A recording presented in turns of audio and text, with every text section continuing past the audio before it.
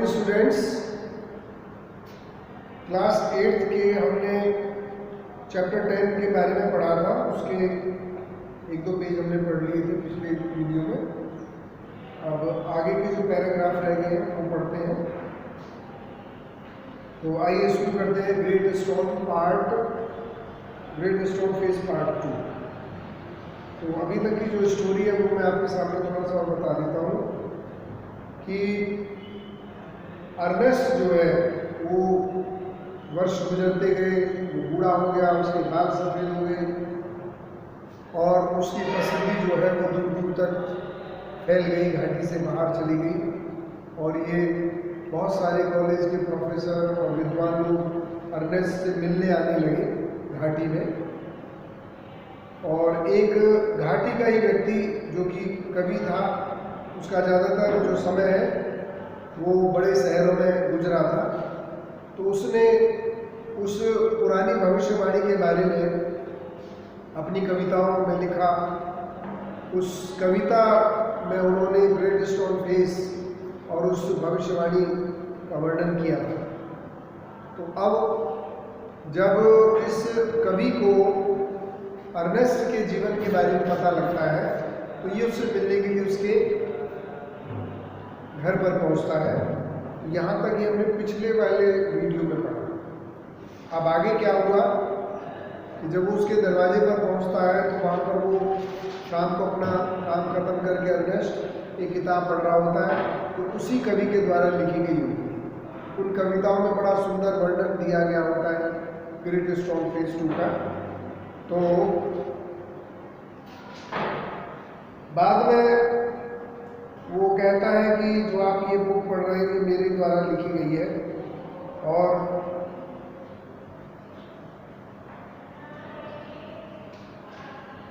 आप इन कविताओं को पढ़कर आपको कैसा। तो शुरू करते हैं the great stone face part 2। The poet sat down beside him and he and Ernest talked together. अब ये कवि जो है वो उसके बराबर में बैठ गया, उसके कॉटेज के दरवाजे पर। उसने उसके साथ बहुत सारी बातें की। Never before had the poet talked with a man like Ernest, so wise and gentle and kind. इस कवि ने इस तरह अर्नेस्ट जैसे व्यक्ति के साथ, जो कि इतना बुद्धिमान, विनम्र और दयालु था, कभी भी अर्नेस्ट जैसे व्यक्ति से बात नहीं की थी। Ernest on the other hand was moved by the living images flowing out of the poet's mind.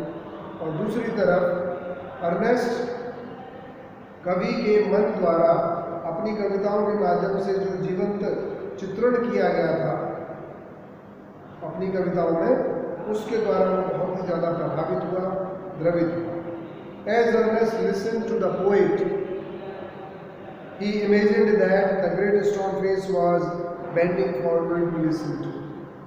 जब अर्नेस्ट ने उस कवि को सुना तो उसने कल्पना की कि ग्रेट स्टोन फेस उनकी ओर झुककर उन कविताओं को सुन रहा था। He gazed into the poet's eyes. उसने कवि की आंखों में आंखें डालकर देखा। Who are you, my gifted guest? He asked. उसने पूछा कि आप कौन हो मेरे विद्वान मित्र, विद्वान मेहमान। A poet laid his finger on the book that Ernest had been reading. अब इस कवि ने अपनी उंगलियां उस पुस्तक के ऊपर रख दी जिसे अर्नेस्ट पढ़ रहा था। You have read these poems, said he. उसने कहा कि क्या आपने ये इन कविताओं को पढ़ा है? You know me then, for I wrote them. तो आप अवश्य मुझे जानते होंगे क्योंकि मैंने ही इन्हें लिखा है। Again and again Ernest examined the poet's features. बार बार अर्नेस्ट ने उस कवि की विशेषताओं को परखा, जांचा। He turned towards the great stone face, then back. और उसने ग्रेट स्टोन फेस की ओर देखा और फिर उसके दोबारा बाद कवि की ओर देखा। He shook his head and chuckled.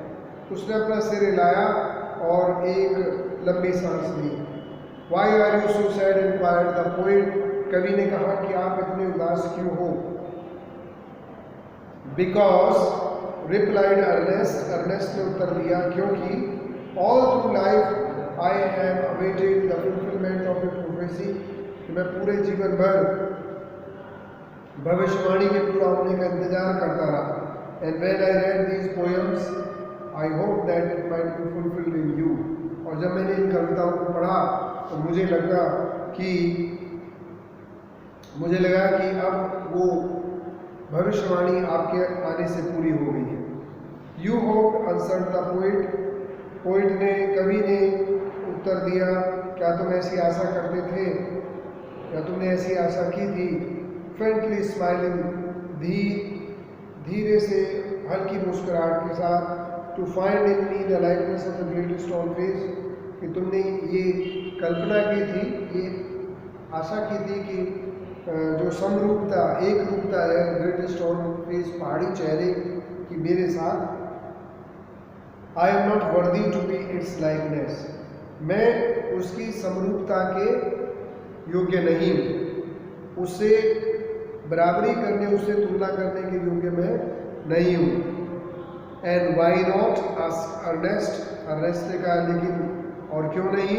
He pointed to the book. Are not those thoughts worthy?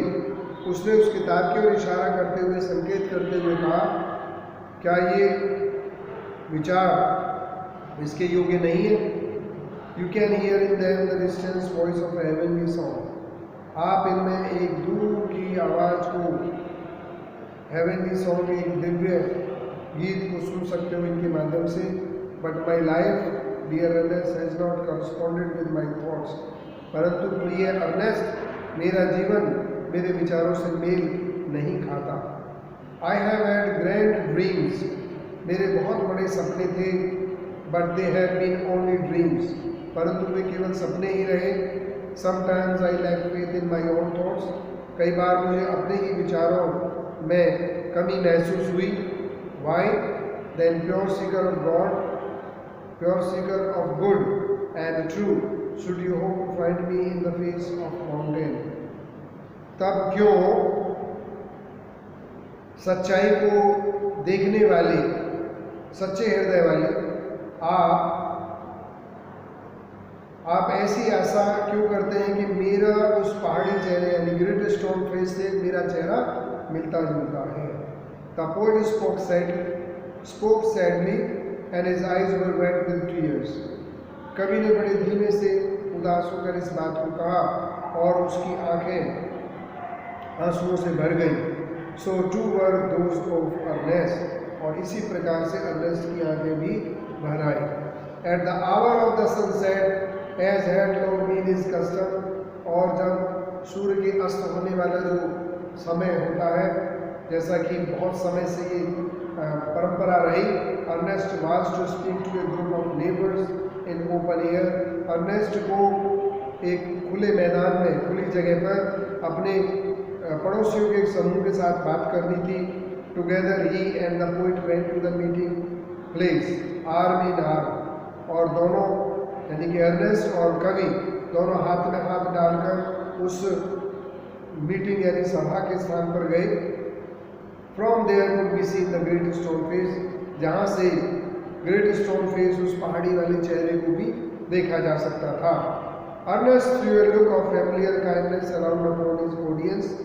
Ernest ने बहुत ही परिचित, दयालु नज़र अपने दर्शकों के ऊपर डाली, श्रोताओं के ऊपर डाली. He began to speak to the people what was in his heart and mind. उसके हृदय में और जो उसके मन में था, उसने बोलना प्रारंभ किया लोगों के साथ. His words had power. उसके शब्दों में शक्ति थी. Because they agreed with his thoughts. क्योंकि उसके विचार उसके चरित्र से मिलते थे. And his thoughts had reality and depth.